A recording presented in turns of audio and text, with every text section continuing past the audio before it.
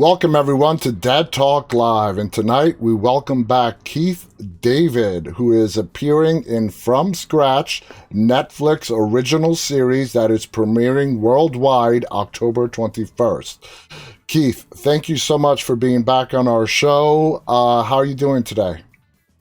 I'm really well, thank you, man. It How you is. doing? I'm doing great. I'm tired. I just got back from New York. I attended a Comic Con this last. Oh, great. How was that? It was crazy as always, but it was a lot of fun. Got to talk to a lot of great people. It's always fun. It's crazy. It's tiring, but it's rewarding. So let's talk about From Scratch. Yeah, Congratulations, by the way. It's a great thank you. series. A little synopsis for people who have not heard about it. It follows a Texas woman, Amy, played by Zoe Saldana, who falls in love with a Sicilian man in Italy. Now, Keith, you play Amy's father, Herschel. What attracted you to Herschel and what you can bring to this role? Oh my God. I when I read the script, I was wonderfully attracted uh, to all these wonderful people. Uh, what a great family, Mm-hmm. and I was honored to be asked. And then when I got there, to play with all these, really phenomenal uh, actors. Zoe, Oh, yeah. chief among them. But Danielle and Kalita. Eugenio. Talent. Everybody involved was just stellar. They were. And it was just, and it's just it was a rare honor and privilege to be playing amongst them. And you're the patriarch. And we're going to get into that right now. Now, you are a Texan. Your character, Herschel, is this Texan, sort of overbearing patriarch of the family. What kind of backstory did you build for Herschel for why he is the way he is at the time that we get to meet him? Well, first of all, I mean, Mr. Locke is a wonderful man. He's just he's just he's a great human being. The Tembi and Attica. How just I was just so wonderfully. Impressive is not the Understatement. best word. Yeah. It's not the best word because he's just a great human being. Mm-hmm. He's not and he's not great because he's their father, but he's a great man. He Yeah. happens to be their father.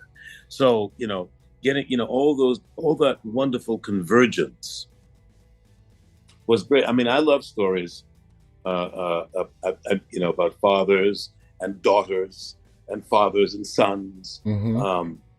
I have two daughters, and I think that they are two and I hope they grow up to be remarkable women like these two sisters. Mm-hmm.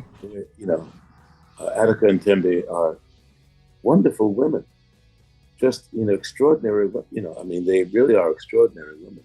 And that's a Wonderful, testament. talented.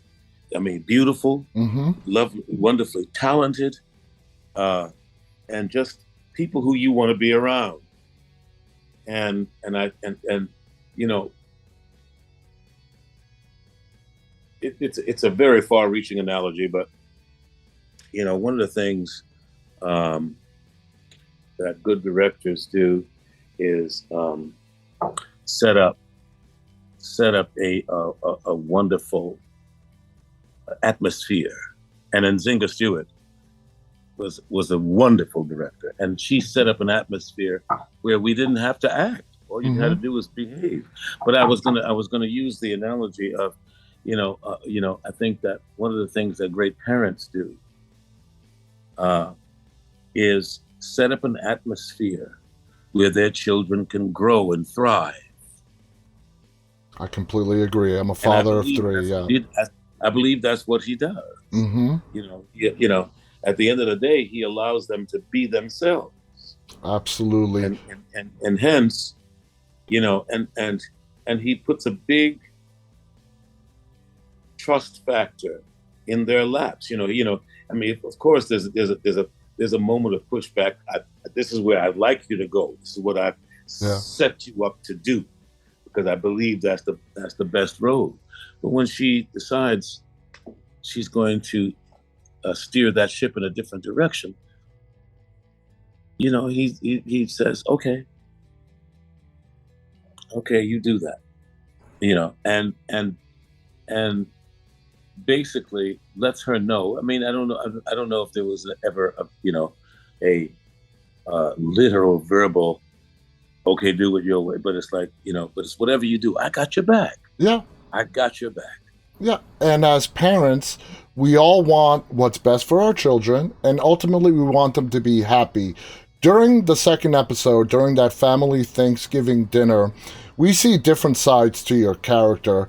We first get to see the same, patriarch that we got to see in episode one, and then we start to see you kind of soften up. Did the director give you a lot of creative leeway to play out that amazing scene the way you saw it in your mind? As I said, I think what a good director does is set up an atmosphere where all you have to do is find the behavior. I mean, at that table, we all got to know each other, as actors and as characters. It was a first meeting. Mm. So it was it was a wonderful. I mean, all the cooking. Well, him coming in, prepared to bring an old Texas meal. Exactly. And again, not to be insulting or anything, just to give his girl a little taste of home, Mm-hmm. since she's not going to be at home for long. And then after a while, trusting that she's made good choices, she's made a good choice, and daring to get to know him a little bit, Exactly. just leaving himself open to do that.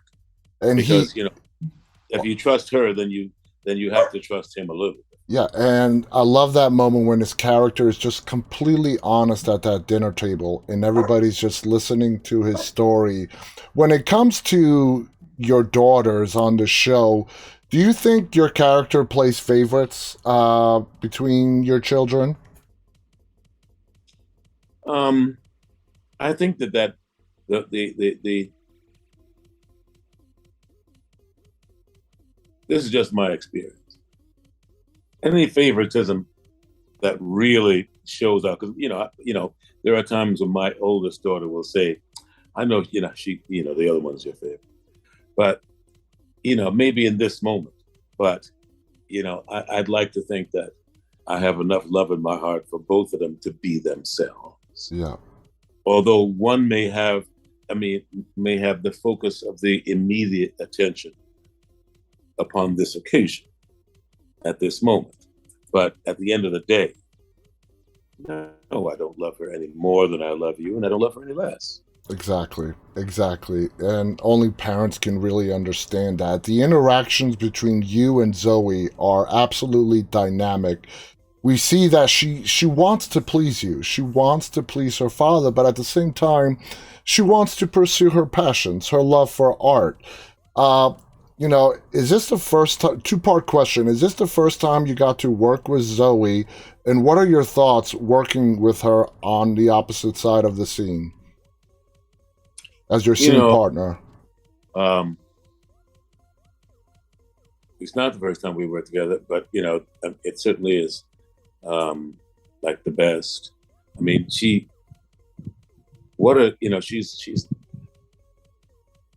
she is as generous an actor as she is a human being. Mm. And you can see that reflected in her work. I mean, that's not always necessarily true.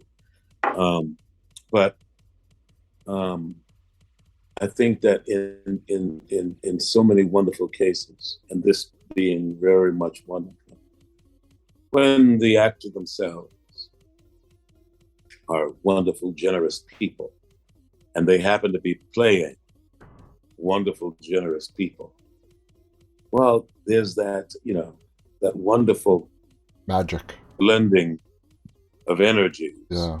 where, you know, at this moment we're talking about the character. In this particular piece, we're talking about the character. We are telling the story of this particular character. But you can also tell the story about this wonderful actress. Mm-hmm. And she is just as generous.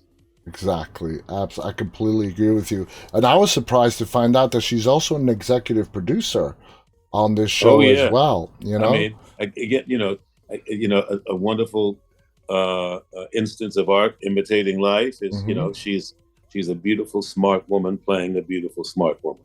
And she has her interest not only in acting, but she knows the whole business, and that's so great to have that knowledge. In the very first episode, when we meet you, you fly to Italy to meet Amy, okay, and see where she's attending school and whatnot.